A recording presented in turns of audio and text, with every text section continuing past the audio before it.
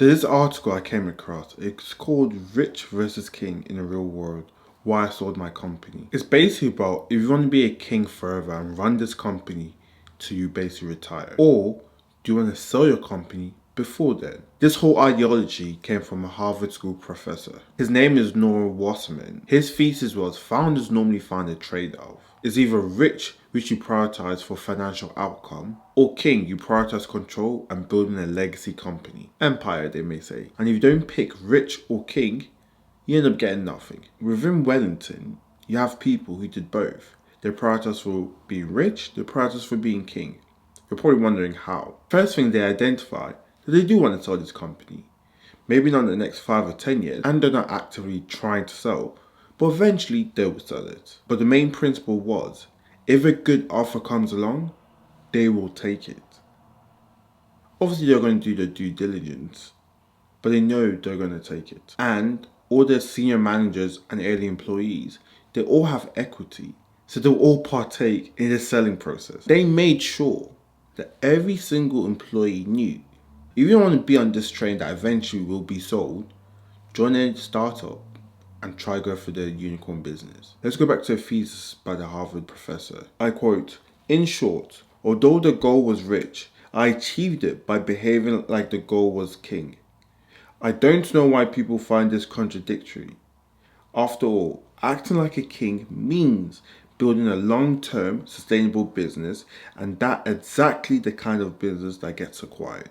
So he believes you can do both. But that's a massive paradox, because if you're enjoying it, you're just going to keep going. You're not going to eventually sell, are you? Unless you think of another thesis called the box game. It's essentially saying that it's a 50-50 decision. So you have two opaque boxes.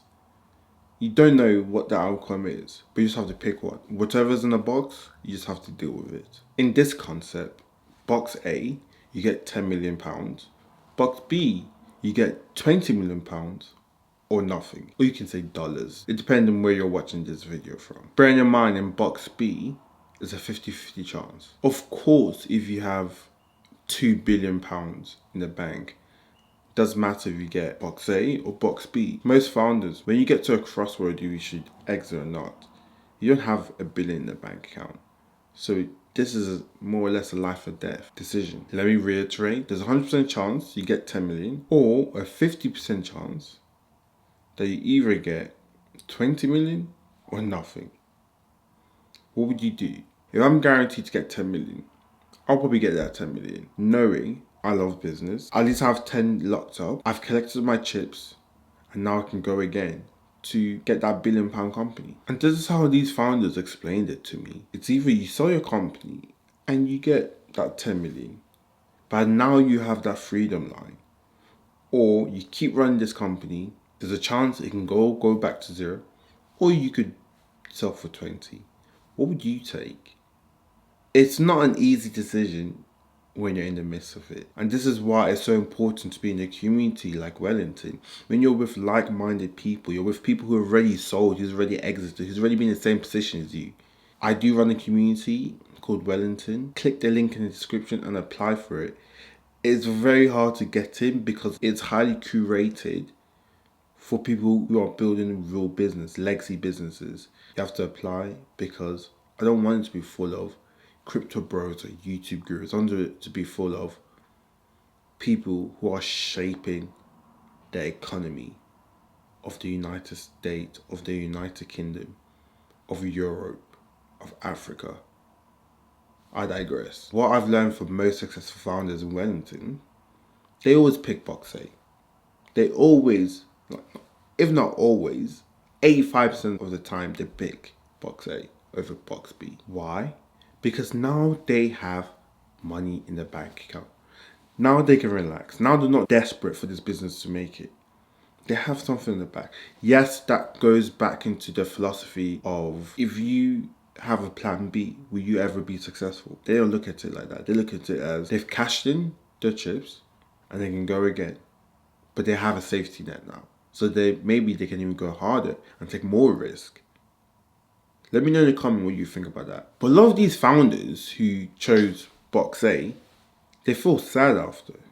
They don't feel happy. Some of them even use the word they feel depressed. There's a research that was carried out in 2018 where entrepreneurs really do see ventures as their baby. MRI even shows the studies.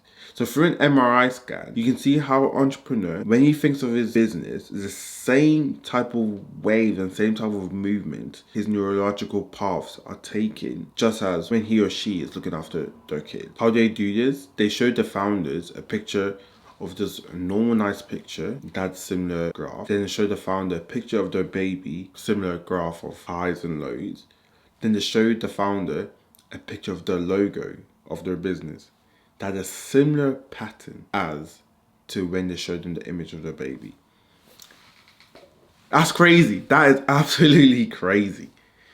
It does make sense because a lot of you watching this video, you're entrepreneurs, you have successful businesses. You do care about your business a lot. Majority of you is even your identity, even though I don't really think your business should be your identity, but that's for another day. Or you can watch one of my videos I posted maybe a couple months ago about how you should separate your identity from your net worth. This is a conundrum founders go through. When they go to a crossroad of if they should sell the business or not, it's like, should they sell their own baby? Their own baby. That's a tough decision. Personally, I wouldn't sell my own baby, of course. But as a similar type of decision some of these founders have to make. What's even worse is when founders attach the identity and have this baby-like connection with their business. It's a tough decision. Extremely tough. 21 out of 23 entrepreneurs went through the same depression as when you lose a child. That's not a massive skew.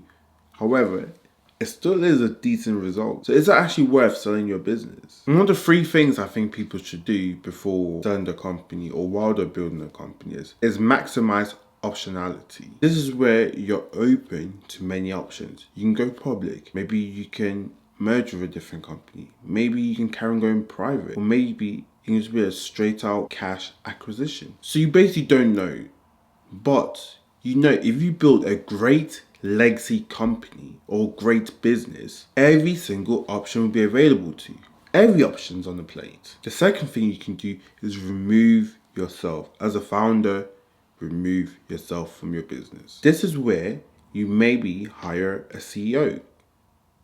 And you're basically, as the years trickle down, you're removing yourself a certain percentage of responsibility and involvement in the company. This is only important because when you're about to sell, or you're at that crossroad I keep talking about of if you should sell or not, your identity is not locked up in this decision. You're not emotionally making a decision. And maybe just because you're the founder, you're not the best person to manage the company, to grow the company. Take your ego away and maybe you should hire someone who's better. A world-class and A-star CEO. Because you're the founder doesn't always mean you should be the CEO. Trust me. I've heard so many stories of people messing the company, literally destroying the company. Mainly because they think because they're the founder, they have to run the company as CEO. It also means when you're about to leave or when you're about to sell, you don't feel like you're losing your baby. You really don't. Obviously, you're still losing your baby, but the level of neediness, if you could say that, it's not the same. Third thing is, run the box game. But for some of you founders, if this is not your first rodeo, and you have that freedom line, it's so easy to choose box B. Keep going. Make that legacy business. Especially if your company has cash flow, you may not need to sell. I really, truly believe in legacy businesses. Like Kosh, like Walmart, like Costco, like what the Rothschild did with the oil company. Legacy businesses. This is what Wellington's going to be. Wellington's going to be around for hundreds of years. My children's children are going to be running Wellington. Because I don't really believe in selling. Why when you have a legacy company? Why when you're making good cash flow and the company is growing at a steady pace? And remember, just like my previous video, if you haven't watched it, I advise you to watch it. Debt for founders is not it. Don't take on debt. Don't take on debt, especially if you want to grow and create a legacy business. It's getting really dark. It's probably hard to see me. My main thing is either you build to become rich, you build to become king, or you do both. Let me know in the comment what you've decided to do. YouTube algorithm is extremely good. Wherever video they suggest here, I recommend you to watch.